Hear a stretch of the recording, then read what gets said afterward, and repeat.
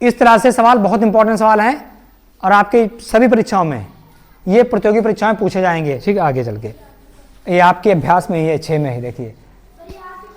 हाँ देखो, एक प्राथमिक विद्यालय की कक्षा 1 में 120 और कक्षा 2 में 90 छात्र हैं।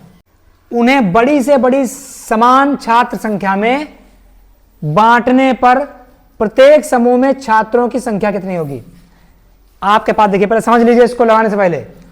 एक कक्षा 1 है, इसमें कितने बच्चे हैं? 120। और कक्षा 2 में कितने बच्चे हैं?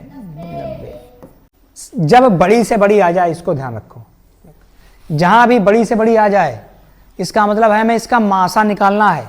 लेकिन पहले समझ तो लो मासा क्यों निकालना है, क्यों मासा लाशा ही निकालोगे? नहीं निकालोगे। देखो, उन्हें बड़ी से बड़ी समान छात्र संख्या में बांटने पर, वो क्या कह रहे हैं कि 120 हैं, 90 हैं।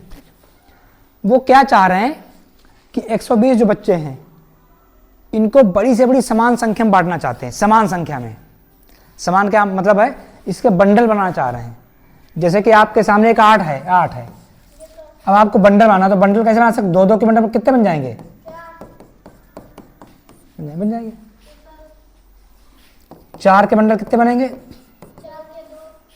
4 के बनेंगे। क्या इससे बड़ा बंडल बन सकता है कोई? नहीं बन सकता। अगर 8 का बंडल बनाओगे, 1 बनेगा, बनेगा नहीं। तो हम क्या करेंगे, इन दोनों का क्या निकालेंगे? यहाँ पर मासा क्या निकालेंगे? मासा, और मासा जानते हो, मासा में हम, चलो इस तरह से कर दें, 90। भाई एक बात आपसे कहेंगे, अब आप लोग एक लाइन में करना सीखो, बहुत ये सब छोटे बच्चे करते हैं, ठीक है।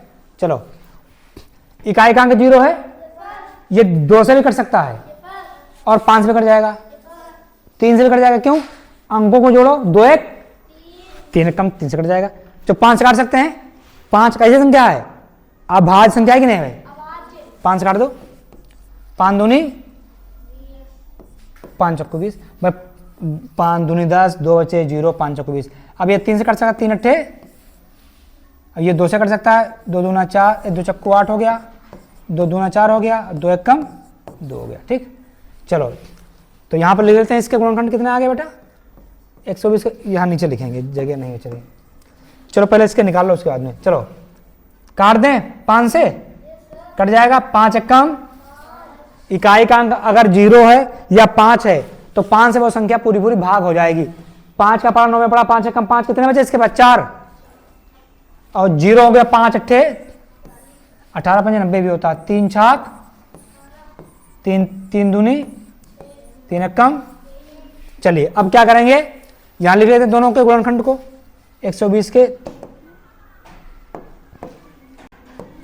120 गुणनखंड क्या हो गया? देखो, 5 गुणे 3 गुणे 2 गुणे 2 गुणे 2, ठीक। फिर देखो 90। अब चलो मासा निकालो, या कितना आया?